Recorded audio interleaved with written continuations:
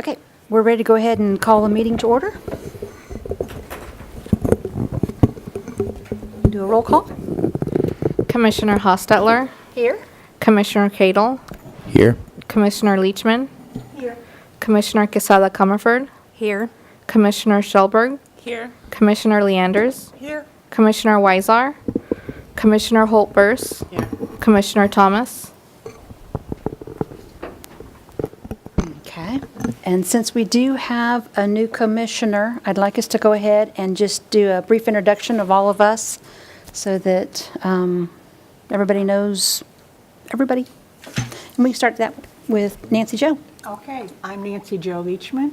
I retired 2 years ago from the Salina Public Library. I was a reference librarian my whole career, and I live here in Salina.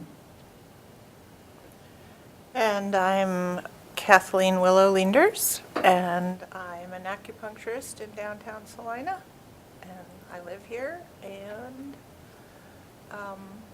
something that qualifies me to be on this commission is I'm disabled. I'm an amputee, so I have that perspective of the world.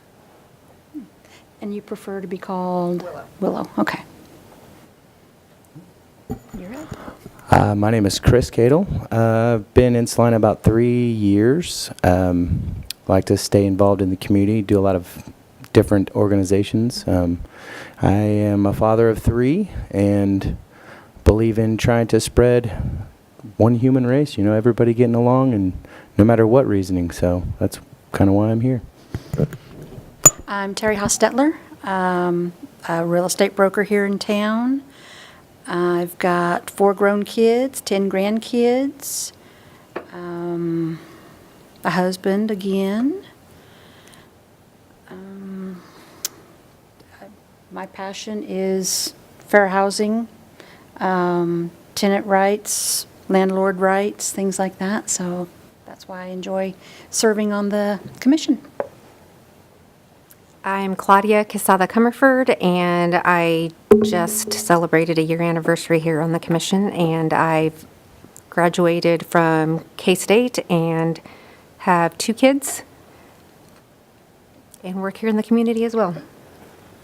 My name is Sheila Schellberg. I just recently moved back to Salina. I grew up here, graduate of South High. I have 2 young daughters, and I'm a fabrication technician at Vortex. I moved back here with a mission to be part of the change I wanted to see in my community, and I'm excited to be here. My name is Stephanie Hope Burse. I've been on the commission for 2.5 years now, and I'm a case manager at Central Kansas Mental Health Center. Okay. Now we'll move down to the approval of the minutes. So everybody's reviewed the minutes from the last meeting? Okay. Can I get a motion to approve? I motion to approve the minutes. Second? I second the motion. Okay. Any discussion?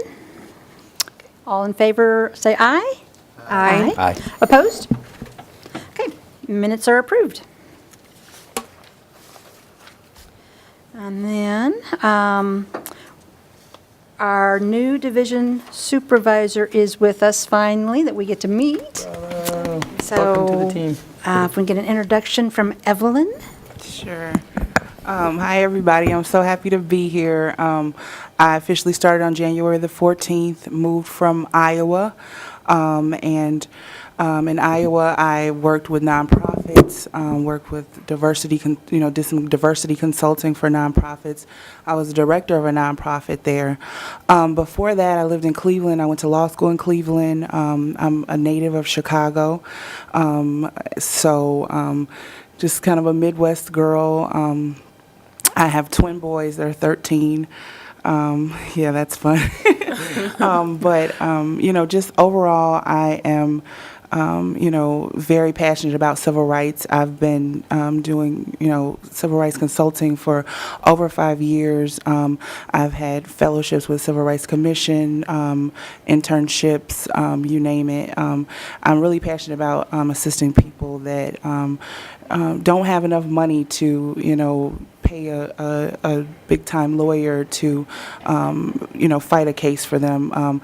So I, help them, kind of guide them through the civil rights complaint process. So I'm just excited to be here. This is everything that I believe in. I believe in not just the civil rights law enforcement, but also, the conciliation and mediation process.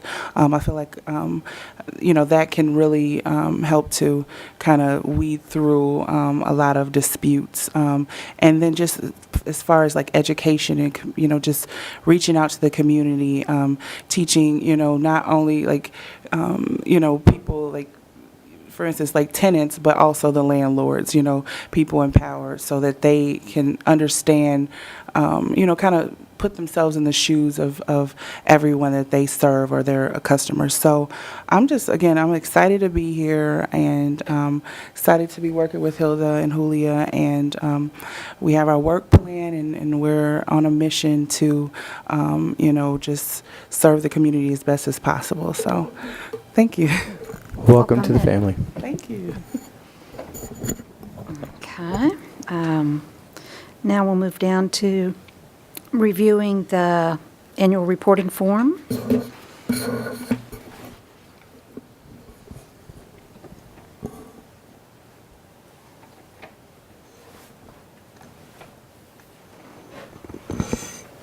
So as you guys can see, this is the same form we worked on at our last meeting. You guys gave great ideas as far as accomplishments were and the goals. It was agreed on to use the 2019 work plan for the goals on this annual report that'll be seen by the City Commission. And so I just wanted to give you guys just a brief glance as far as what's going to be submitted to them. The accomplishments are fair housing seminar attendance increased in 2018. All cases sent to the commission were reviewed and findings were determined in a timely manner.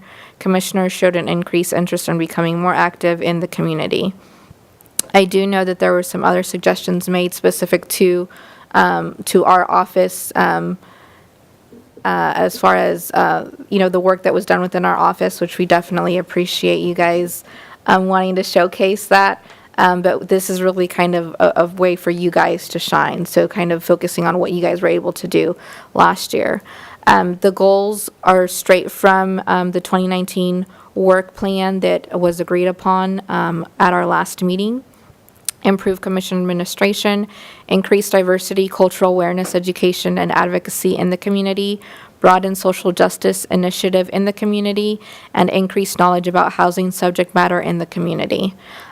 Everyone should have that work plan in their binder, and if you do not, especially maybe the newer commissioners, we will make sure that we get that added into your binders. But that kind of breaks it down more into what the objectives were for each goal. And that's kind of what we're going to be focusing on for this year of 2019. The only other thing that is also sent up to them is a representation as far as attendance goes for the year of 2019. And so it's out of how many meetings were possible. And, our last chair, Commissioner Bonilla, he only was with us for 5 months out of the 12. And so it's kind of tailored to everyone individually as far as when you started on the board, when you came in, and how many were actually meetings were made available to you throughout the year. So there may be some commissioners on there that are no longer a part of the current Human Relations Commission. And then obviously the newer commissioners that just started will not be represented. They'll be put on for next year's count.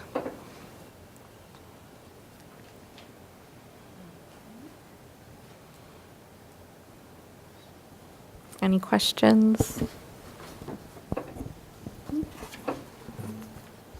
I just wanted to make a note that I wasn't here last month, and so last year I had 100%. I won't have it this year, but I wanted people to know the reason I wasn't here was I was in D.C. for my mother's 94th birthday. Yay!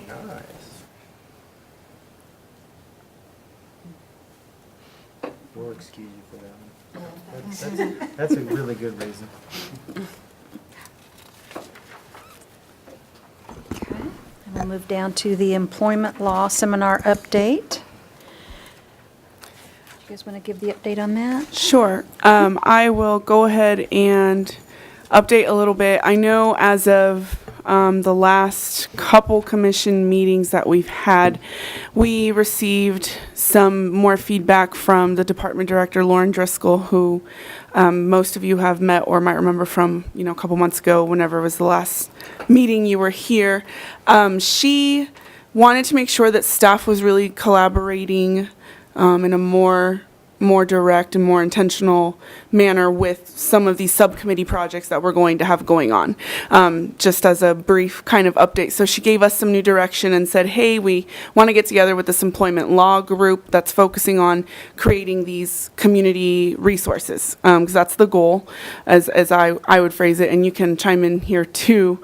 Our other subcommittee members, three of you now. So the subcommittee is Commissioner Cadle, Commissioner Holt-Burse, and Commissioner Weisar originally, and then our chair, Ms. Terry Hostetler, has joined us on this subcommittee. So it's that group of 4 plus the 3 staff that are working on creating these educational resources for the community regarding employment law specifically, after it was put in front of us by the public as something that, that it needs attention. So with all that said, we had a subcommittee meeting together with Evelyn, on the 31st of January. We did have to reschedule once due to weather, but we still made it happen before we came together here with the entire commission.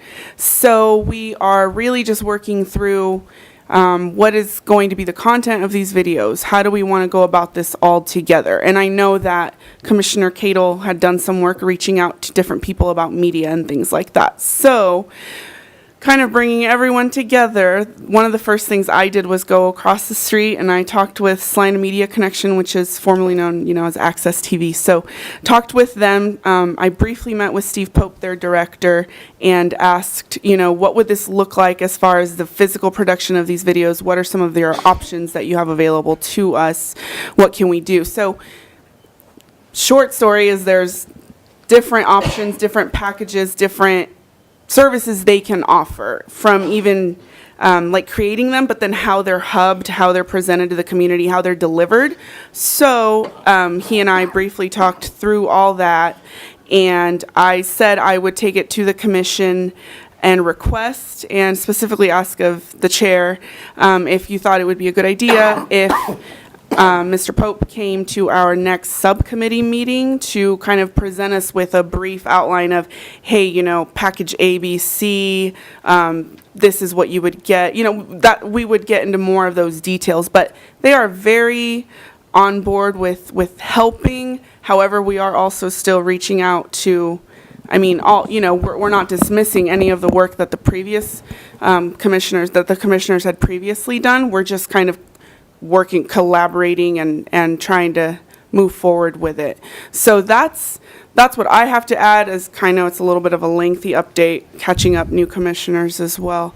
I would definitely suggest that we have him come in, because the people that I have reached out to haven't gotten back to me at all, or don't have the resources to help us. So, they're looking like dead ends for the most part, but I would say that's probably our best option, would be to have Steve come in, and they know what they're doing, that's for sure. So right, they would definitely be able to help us out. Okay, and so if you're all in agreement, and specifically, I don't know that's official vote, but as far as the subcommittee business that needed to be addressed, that was one piece of it, was confirming whether or not you all wanted him to come kind of update the subcommittee when we next met, and then also we'll need to solidify kind of that next meeting date. We had talked about reserving our 4th Tuesday for about an hour and a half in the evening, just to, if we have, I guess, employee law subcommittee kind of agenda or work items we wanted to go through, then that would be kind of the time of the month that we would reserve to try and do that focused work. But we didn't, set it in stone or anything like that. So the Employment Law Subcommittee is definitely moving here. But again, if any of the others, the other three that are here, have something to add or some other thoughts, I just try to do like an overall summary for everyone.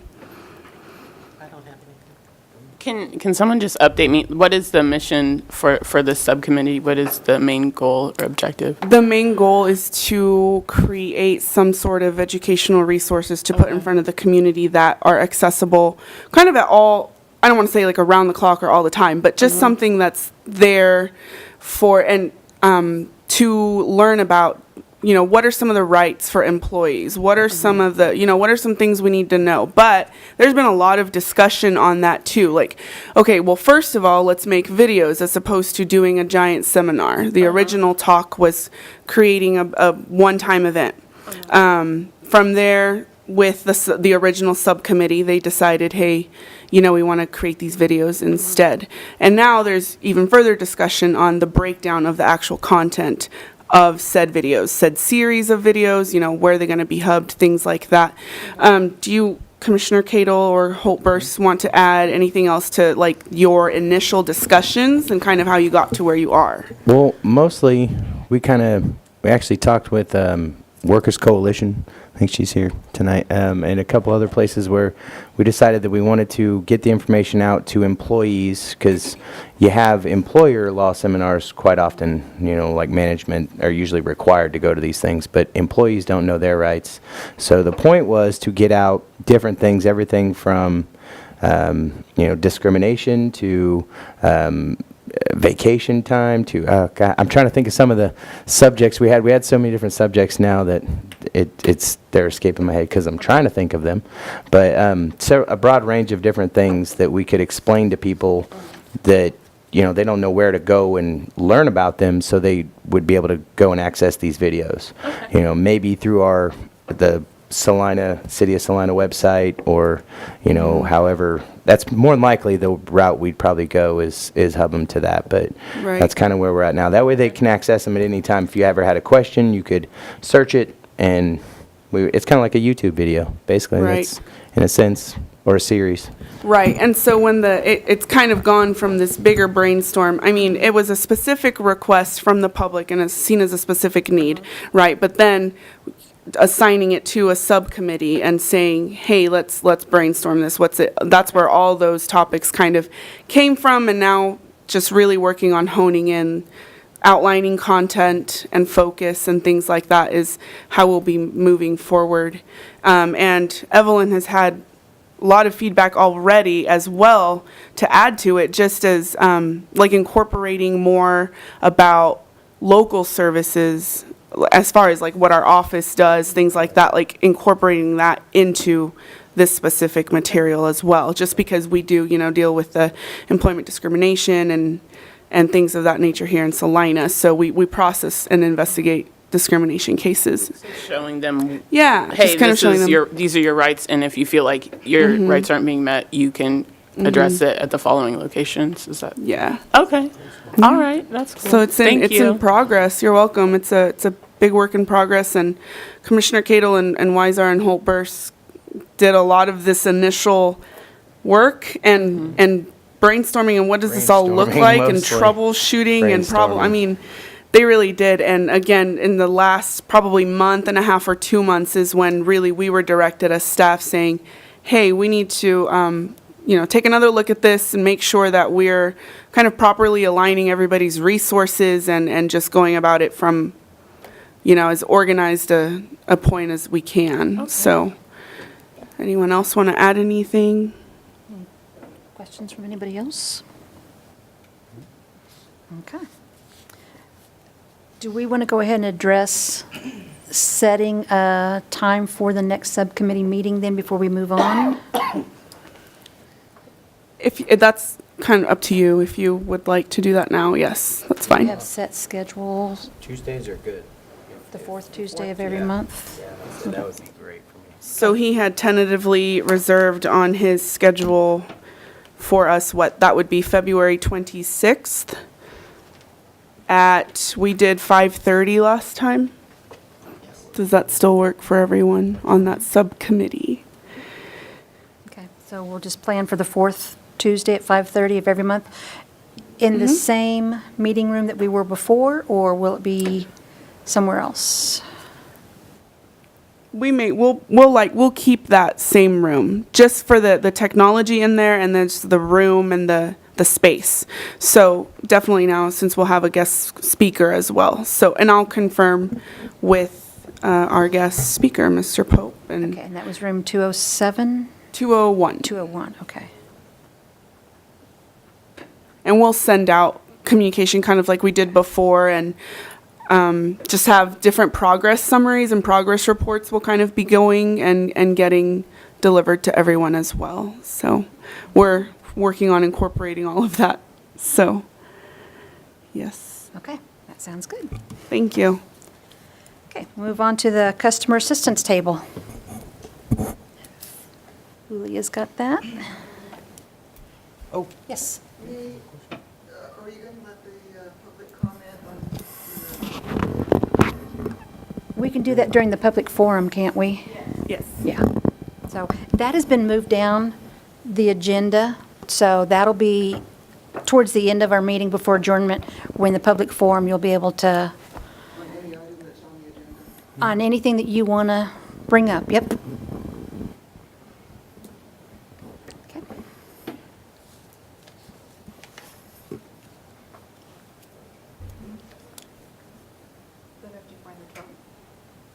Okay, sorry.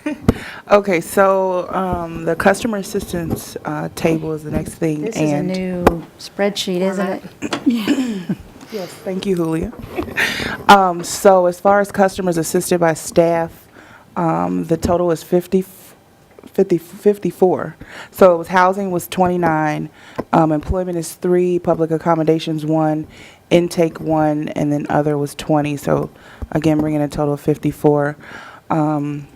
The interpreting / translation services by staff, Hilda had 7, and Julia had 5, bringing it to a total of 12. Can I ask a question, Evelyn? Sure. For the other, what kinds of things falls under that category? The other would be, Everything.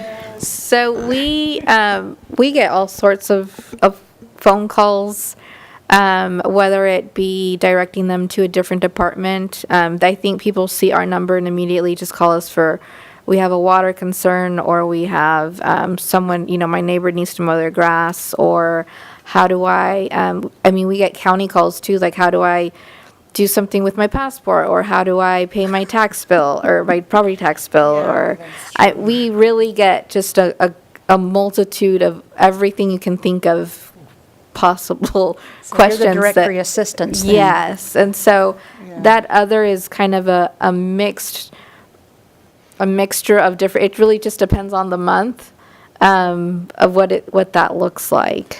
Now, Right. does most of that come through phone calls, or are some of the others still walk-ins too? come in. 'Cause Both, somebody came in yes. today asking about passports. I think people see community relations and they just think, this is a safe space for me to go inquire about things. That's awesome, then, everything. because it also gives exposure to the Yes. department, so that's great. Right.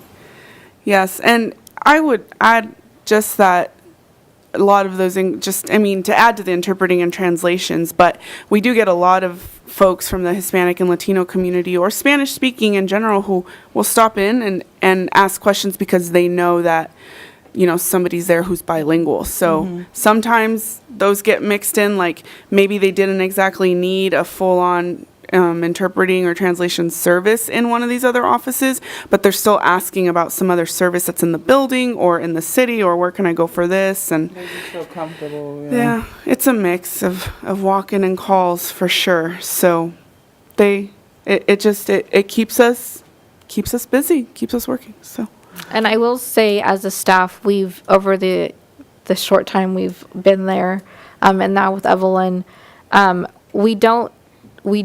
if we can answer it without, making sure that it's not out of the scope of what we do, right? But if it's as simple as, oh yes, they're upstairs on room 212, or just information that we can share so that they're not just wandering around our building and nobody's answering their questions. If we can help them a quick 5-10 minutes, we'll try to do that. And that's why we do include them in that other, because it's more than just an in and out. It's usually a 5 to 10 minute conversation that we have with them.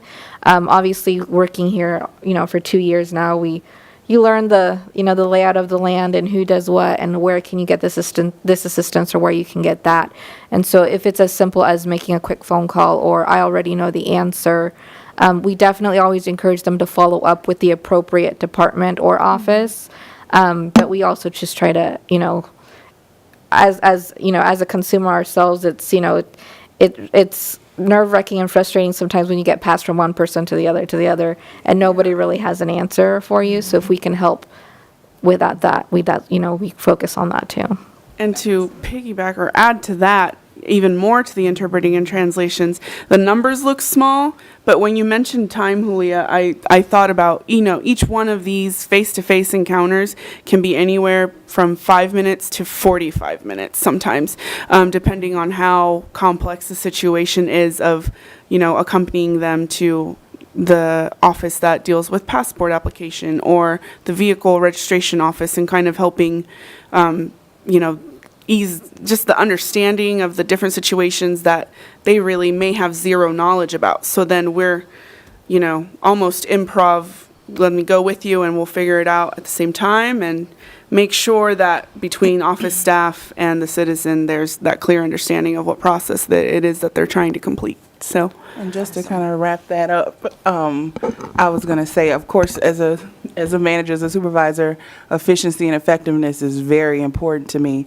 But also looking at the kind of equity that's bringing, when someone comes in and they go to our, come to our office for information, to be translated to them, or just basic information that they can't really get anywhere else. That's creating a certain level of equity and access that we're trying to bring to the city, to, our community. So, but again, still keeping in mind that efficiency and effectiveness. But I think it's an important part of what we do. I do too, especially to give the positive customer service. Mm-hmm. Because that'll make them even more comfortable coming back. Sure, exactly. All right. And the numbers, do you have last year's to compare? Because this seems like it might be a little high compared to what it was last year. You mean just compared to January of last year? Yeah. It's possible.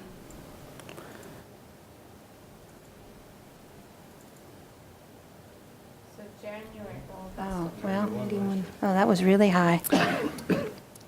But it is nice that you're breaking it down now to the different categories so we can see where the most questions are. So January last year, we were very high at 91. Yeah, that sounds really, really And that was high. everything combined. This year, if you add, the 54 plus the 12, we're in the 60s. So it's a little under. And I will say this, I feel like this January it has been maybe quantity-wise, maybe a little less. Quantity-wise, a little less. But just the length of time spending with different things has definitely, just, I think some people think, oh, you just had 10 people. Well, yeah, but if you spend 30 to 45 minutes with each person, that, it's a huge difference between, just spending 5 minutes with, a higher quantity of people, so. Okay. Okay, then we'll move on to the case docket log then, if nobody has any other comments or questions on that. Okay, our case docket log, this is my first time doing this, but do you have to read the case for everybody? Yeah. Okay, sorry. So we have case number E03-1819 that was filed December 11th, and the basis is race, being Hispanic and Mexican, and it's open. The next case is E04-1819, and that was filed January 15th. And the basis is race, which is African American, and that is open. And then we have a public accommodation, I'm sorry, those were employment. And we have a public accommodations case, PA 01-1819, that was filed November 30th, 2018. And the basis is gender, which is male, national origin, which is Hispanic, and Native American, and that is open. And I will add a comment that the highlighted one is the newest addition to the docket log. The previous ones is more of a review that you guys have been aware of this, since they've been open. And so once we did have a housing one on there, but we reported last year or last month that it was conciliated. And so once we have a closing, just kind of a refresher for our newest commissioners. Once it's already been reported on the status closed and we're giving you the reason of why it's closed, then it falls off the docket log, so we don't keep on reviewing the same ones over and over again. Are they in the investigative stage right now for all three of them? Yes. Okay. Okay. Any questions or comments on any of that? Okay. And we can move to the upcoming outreach events and activities.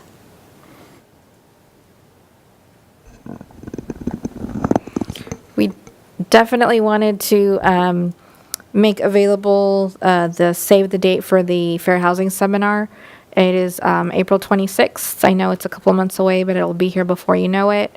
In the past, we have definitely encouraged all commissioners, if they're able to attend, the speakers we bring are very knowledgeable, and it's just, it's kind of, you get to see in action, the things that we're constantly talking about during these commission meetings on the fair housing piece, portion of what we work on. So there's that. And then I'll let Hilda talk about another activity that's happening in March. Yes. I guess I wanted to add real quick to the Fair Housing Seminar. We haven't yet sent out the flyer and everything out into the community, which is why you either haven't seen it or don't have it. But we will, we'll be getting you that information to make sure that you have it in front of you and know when everything's going on as well. So look for that. But the other thing we will have happening here at the end of March, and this is kind of as an additional new project, kind of a one-time meeting to start with, that again Lauren Driscoll has she's our department director for the new commissioners. She's kind of directed and just really delegating it as just kind of like the foundation for a lot of what our work plan will entail this year. So what it is it's going to be a housing SWOT analysis between different agencies who provide housing services in Salina. And there's no confirmed attendees yet at this point, but that is one of our upcoming, it's an upcoming meeting between the agencies and staff to really look at the different housing services that are offered by each agency in town and kind of look for the gaps in services, look for the overlaps, just to get a better understanding and just like a starting point for, how do we want to proceed from here, or how do we strategically think about collaborating, or just for future projects. So Evelyn, do you want to add anything to that from your kind of discussion with Lauren about it? No, I think that was a good explanation. Just basically, like Hilda said, looking at, getting together all of the organizations that have a stake in housing, which that can be so many different, organizations. Getting them together, looking at what services we have in our community, and then also, who's providing those services, and then what services do we need or that we wish that we had, and kind of tabulating that all into a big table to where all of those organizations can see that, because we can talk about, we can talk all day about what we have, and we provide this service and we provide that, but at the end of the day, are we being efficient and effective with what we have and what we're doing, and are there 15 organizations doing this one thing when the community needs this and nobody's doing it? So when you actually see that, it's one thing to talk about it, but when you actually see it, it really brings, motivation to life. And so our goal with that is to really get them to see it, get them to understand, and then go out and do.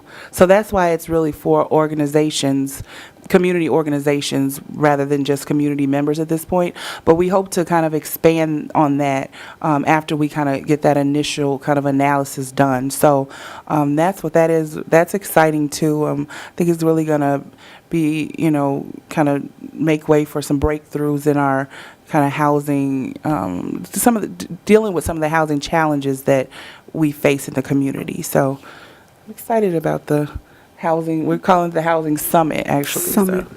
And the SWOT analysis is like the activity that happens. Has anybody ever actually got all of these groups together and kind of done what you're doing? I mean, that's a smart idea. It's like an inventory of services, really. Historically in you don't Salina, know what you have until you get it all together, and it's like, what are we missing? We don't know, because each organization provides something different. So that makes sense. Are there newer agencies to town? Are they expanding their services, or So again, I think the idea is just really to use this summit as a real springboard for action. So, Unifying our services.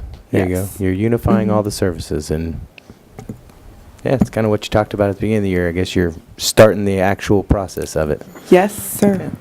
And for our office to be the facilitator of that is really exciting. Do you have a date set yet? March 29th. And we are, sorry, was there a question? No, not at this point. We are again in like this project management design phase and finalizing this week, hopefully, but it's intended for just the agencies and city staff in our division that are kind of charged with these kinds of projects. And it is the first time that our office facilitates something like this, so we will kind of take it a step at a time and make sure with Evelyn's guidance and Lauren's guidance that it's contributing to the overall, the city's strategic plan and comprehensive, plan and everybody's work plan. So just tying it all together. So a little bit longer answer than you asked for, but thought I'd elaborate some more. It's my current kind of project. So taking a lot of my brain space. Okay. I want to talk about a concern I've got with the Fair Housing Seminar. We do it every year, have good turnout from landlords, but very little attendance by tenants. What can we do, or is there anything we can do to get more tenants to attend? Because the landlords, the same ones come every year. Right. They still have the same issues that they don't agree with. They still discriminate against the tenants for the same things, even after they're educated every year. Right. And the tenants, because they don't attend, they don't know their rights, they don't know what's right and wrong. We definitely talked, as soon as I got in, we talked about the seminar and ways that we could do that, because coming from nonprofit, I'm all about the people. So anyway, I'm really, kind of strategically thinking about that. It might be a little late to do it this year, unfortunately. But my ideas for that are more along the lines of creating some scholarship opportunities for people to come, or even looking at the dates and times that we do it. A lot of tenants, a lot of people work different shifts. They might work second, third shift. They can't come to something like that. So looking at more innovative ways of presenting that information to them. But so we did talk about that. It's just that it's kind of late in the process to, am I right, Julie, to kind of. For this year, we For just the already had a title? plan. Yeah. Fair I was housing gonna say the seminar. title. Right. Oh, sorry, I didn't hear. Oh, Could possibly be the title, fair housing seminar. I'm a tenant, maybe I wouldn't understand what that meant. I agree. Just looking at everything, doing a kind of total rehaul on it, and because it's so important for everyone to be there, and for that conversation, that to be a kind of an outlet for everyone to discuss things. So we plan on changing the kind of makeup of that for next year. Maybe two different ones, like fair housing tenants, so they know they're the ones that's invited, and my landlord's not going to be there while I'm Right. complaining or asking questions. And you said that the same landlords come and have the same issues and get the same education and still feel the same way. So, I mean, if I don't understand why, like, a tenant would want to think that that's a hope for them for something to change. Right. So, But, I don't know, the tenants, they need help. yeah. And I don't know if there's maybe grants available or something that we could maybe give an incentive.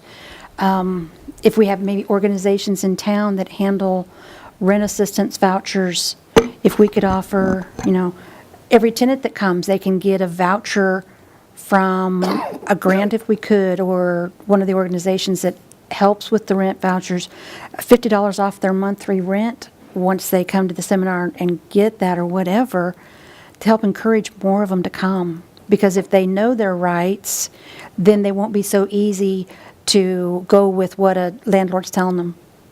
The biggest thing I run into as a landlord myself, I get calls from tenants when I advertise my openings, and they say, do you allow pets? Well, I've just now gone to a no pet policy. And even in my ads, I put service, support animals only, no pets allowed. They'll still call and say, you don't take pets? I said, no, I don't. Well, I have a service animal. And then I have to say, okay, that is not a pet. So they're allowed. Oh, well, the last person I just called, they said, no, I can't have my service animal. And that's continually happening in Salina, probably everywhere. And that is a big issue that we go over every year at the Fair Housing Seminar. But landlords still, because they're able to get away with it, they're still denying those service and support animals because they can, because the tenants don't know the difference. And when the tenant's calling it a pet also, Right. that opens it up to, okay, is it a pet or is it a service animal? Even though if they have their documentation, they're still calling it the pet. And then the landlord's saying, well, no, you can't have it then, even if you have the support documentation. And they're getting away with it, which just, it really isn't fair to those tenants who don't know their rights. right. And I will say that on our work plan, part of our year work plan is landlord and tenant education, and that's something that we're going to be working on to kind of brainstorm some ideas to bring education to both. So, and that's something that I'll make sure we put on the agenda to just talk about that a little bit for next month, and that's definitely on our radar. Okay. And I was just going to add that it's on the radar for like more than just a one-time annual event for sure. So it, we'll see what that actually ends up, manifesting as the year goes on. But there's definite plans for the ongoing educational aspect of it. Okay.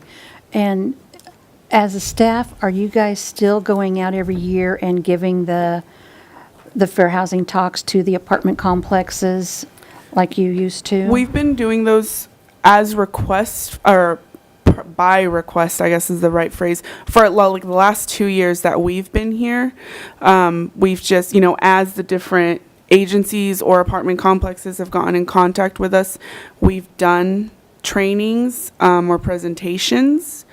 But we don't have a comprehensive list of every single apartment complex that we, go and, I don't want to say impose ourselves upon, but, we don't say, hey, this is our list, check, check, check, make sure we're training all of these folks. I think just from the neutral position of our office, when it comes to the discrimination investigation, we have to take the neutral position. But then from the educational standpoint, we're now coming to this crossroads of how do we become more proactive instead of reactive. Okay. Well, I know do you when wanna they add used to be something? done, the department, the division, they would call the apartment complexes and ask if they would be able to come out and give the presentation. And at least at the apartments that I was managing, we had awesome turnout. And the tenants really, really appreciated the information they were given because there wasn't anything else available. And again, none of them really felt that the yearly seminar that was offered by the city applied to them. I see. So when it was individual that they could come and in their own comfort zone, right there where they live, and be educated, that was really positive and had really good turnouts and good response from tenants. So if that could be done, again, more proactively. But then again, I know it takes time and the staff keeps getting smaller, so. But education is why we're here. So I'll let Evelyn speak to taking that forward for our work plan. But Yeah, I Thank would you just for say that that definitely that education, outreach, and housing is definitely a core pieces of our work plan. So I didn't know about the going out to the apartment complexes, but that is, obviously an awesome idea because it is in their comfort zone and makes it a little more easier for them to access the information. So I Yeah, because it definitely was took just note. tenants, there were no landlords. Right. And it really went over well. Okay. I definitely took note of that. Thank you. Okay. Any other outreach events or activities?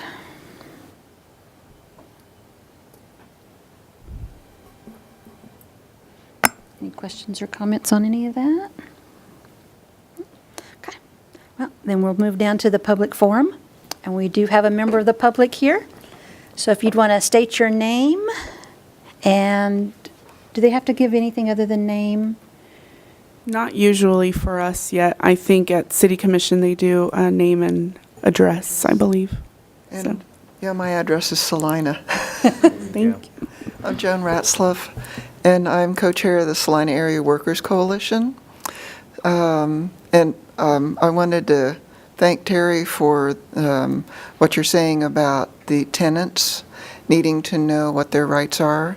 Because actually, 23 years ago, I used the services of the Human Relations Department on a housing complaint. And if it hadn't been for a public, free public information at a seminar that tenants could come to, I wouldn't have known. I was just mad about what happened, but I didn't know that I had been discriminated against until I received that information. And that was at the Buy Center, by the way. So I really think that's important, which is kind of why the workers was last year, I guess about maybe not quite a year ago, when the commission was talking about planning a employer seminar, and just in the planning stages, and we feel that working people are at a disadvantage because they don't know their rights, whereas the HR community already has a lot of resources available to them, and in fact they get training on how to avoid people in their employ knowing what their rights are or standing up for themselves. So I really am very appreciative of the subcommittee, their interest in moving forward with that. I'm really encouraged by the broadened social justice focus of the department. I think that's just, I mean, that's just wonderful. I also wanted to say that the Workers' Coalition is kind of moving forward in trying to increase our funding status, for our nonprofit status, and sometimes maybe bringing a speaker or developing materials. There might be a need for some collaboration on financing those things. So we should be prepared to apply for grants if that would be any help. We also have leads on a couple other types of information that might help for justice in the workplace for workers, such as wage theft. And that was a focus of our meeting this last, a week ago today, was on wage theft and how it's really, it's a complex issue.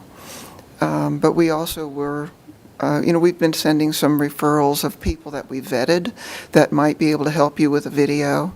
And we've received another referral for someone who works with wage theft issues. So, we look forward to continuing to work with you. And if you want to meet with us or, have some of us meet with the subcommittee, that would be great. Well, thank you very much. You have been great help through the whole process anyway. You kind of gave us a lot of ideas and kind of helped direct us towards going from training the employers for employment law seminar to actually going after the employees and teaching them their rights, because like you said, they get training in their HR departments. I've been to it probably 2 or 3 times in different jobs, and you always get that training, but as an employee, I didn't know half of what I know now until I became upper management and learned it. So it's like the lower employees, they don't know what their rights are, and a lot of people do get stepped on. So I like your wage theft. I hadn't thought of that one. That's a good topic that you don't hear about that, and you just don't learn about it. There's a lot of things that aren't right in the workplace you don't hear about, but that's probably one that is least so, because those are vulnerable people. They might have some kind of, they might be on parole, for instance. And so I know one of our members had talked to some people that had issues with not being paid because they were threatened they couldn't complain because of their correction situation. So, for instance, but I think probably there's a more that's going on that's not quite so blatant. Mm-hmm. We'll definitely take all the suggestions you have, that's for sure, and keep emailing anything you got. Like I said, we'll take all the people that you can refer, and we've been, kind of, like I said, we're going to need people to get these videos as soon as we get them going, so we'll need the help. Mm-hmm. So thank you very much. Yeah, thank you.